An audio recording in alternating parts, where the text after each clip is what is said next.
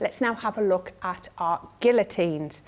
Again, I've been a little bit greedy here, and I've got my smaller and my larger guillotine. So I think we need to start with our larger guillotine.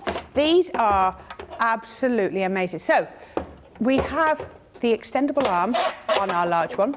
So actually, I'm going to move my glass mat out of the way. Let's move that up here. There we go. So we want to make it go nice and level, so it was coming off my mat. So this is now allowing me to do measurements right up to 13 inches that way. Oop, put the foot back out.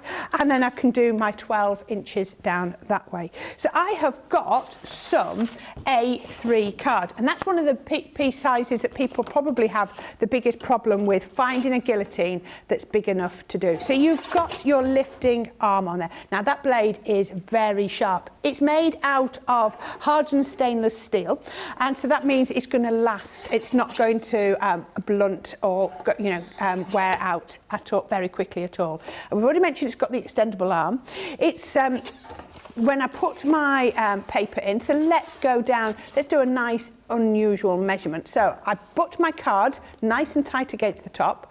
I then press down firmly on this safety cover. So this is even more important. How many times have you nearly caught your finger under a blade? Well, that's not going to happen with this.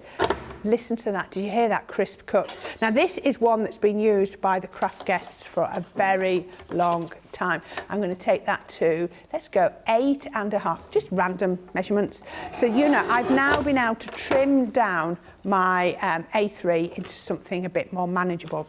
But one of the other features of our guillotines is that you've also got a built-in scoreboard. So I can take this, and if I want to score, what did I say this was? 11. So half of that is 5.5. I just measure down there, and now that should, perfect, have scored at the halfway point, if that's what you want to do. So you've got so many features in here. So absolutely brilliant. And then let's bring this in to the smaller one.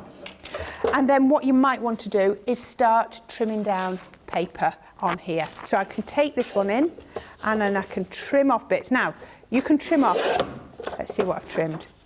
That wasn't bad, guess, just over an inch. But if you need to fine tune, we can take it down, pressing firmly on my guard. Look at that.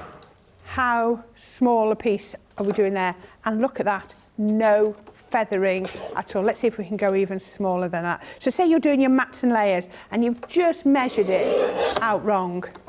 Look at that. You can take the smallest piece off and still have the perfect cut. But that's because that's how good our guillotines are.